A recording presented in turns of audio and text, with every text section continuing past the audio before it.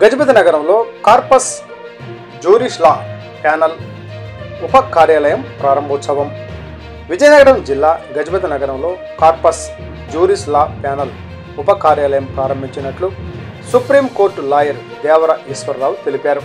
ఈ కార్యాలయం ముఖ్య ఉద్దేశం ప్రజలకు న్యాయం పట్ల గౌరవం పెరిగేటట్లు మరియు ఆస్తి తగాదాలు, ఇతర తగాదాలలో పేద ప్రజలకు న్యాయం జరిగేలా ఈ ప్యానల్ కార్యాలయం ద్వారా ఉచితంగా సహాయం సహకారాలు అందించాలనే లక్ష్యంతో ఏర్పాటు చేసినట్లు తెలిపారు.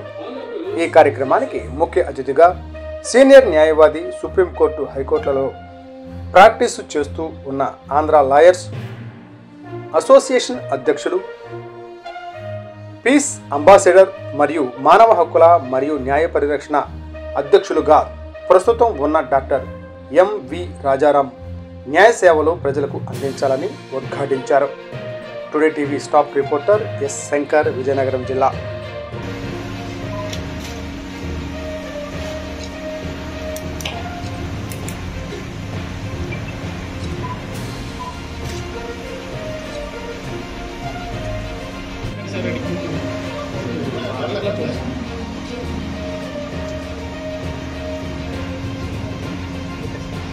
సుప్రీంకోర్టు ఇది ప్రొసీజర్ వెళ్తుంది.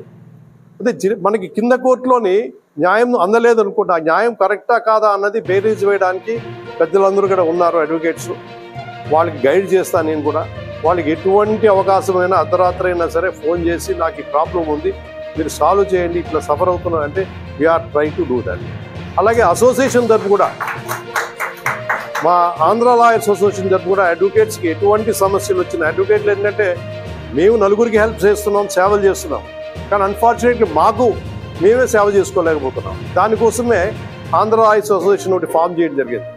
మేడా శ్రీనివాస్ గారు, నేను కూడా అర్ధరాత్రి అయినా కూడా ప్రతి మెంబరు ఎటువంటి ఇల్లు ట్రీట్మెంట్ పై పోలీస్ కానీ, పొలిటికల్ లీడర్ కానీ, లేకపోతే పబ్లిక్ కానీ చేస్తే మేము దాన్ని స్పందించి దాని మీద యాక్షన్ తీసుకోవడం కూడా జరుగుతున్నాను.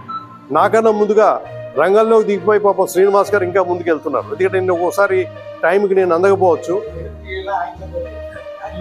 అంటే అఫ్కోర్స్ ఆయన ఇంటిమేట్ చేస్తున్నారు నాకు, దానికి నేను సలహాలు సంప్రదింపు చేస్తున్నాం. ఆయన కూడా, ఎందుకంటే ఆయన ఇంపార్టెన్స్ ఏంటి అన్నదంటే మీకు ఆ విషయం కూడా చెప్తున్నాను. అంటే రాజకీయంలో కావచ్చు, లేకపోతే ఇంకో రకంగా కావచ్చు, రాజకీయ నాయకులు మీకేంటంటే హామీలు ఇవ్వగలరు, కానీ లీగల్గా వచ్చేసరికి వాళ్ళు హెల్ప్ చేయలేరు. ఇప్పుడు 30 లక్షలు నేను తీసుకున్నానండి, ఈరోజు నాకు 3 ఏళ్ళు అవుతున్నది, వాళ్ళు ఇవ్వలేదు అంటే రాజకీయ నాయకులు మీకు తీసుకుని ఇవ్వలేరు. దానికి కోర్టు ఒక్కటే కాదు, కోర్టు ఒక్కటే మీకు ఆ 30 లక్షలు లేదా 30 రూపాయలు 300 ఎంత పని అండి విత్ ఇంట్రెస్ట్ కూడా తెప్పించగల శక్తి ఒక కోర్టుకే ఉంది. అది న్యాయపరంగా జరుగుతుంది.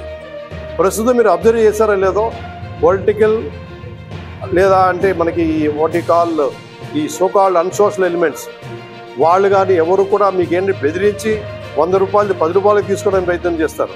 కానీ అడ్వకేట్లు ఏంటంటే మీకు న్యాయం చేయడానికే ప్రయత్నం చేస్తారు. 100కి 90 మంది, 10 మంది వదిలేసండి, ఎందుకంటే నేను I can't say about that, but 100కి 90%, 100% గ్యారంటీ ఇవ్వలేకుండా 100కి 90% మాత్రం ప్రజల కోసం, వాళ్ళ సేవలు చేయడం కోసం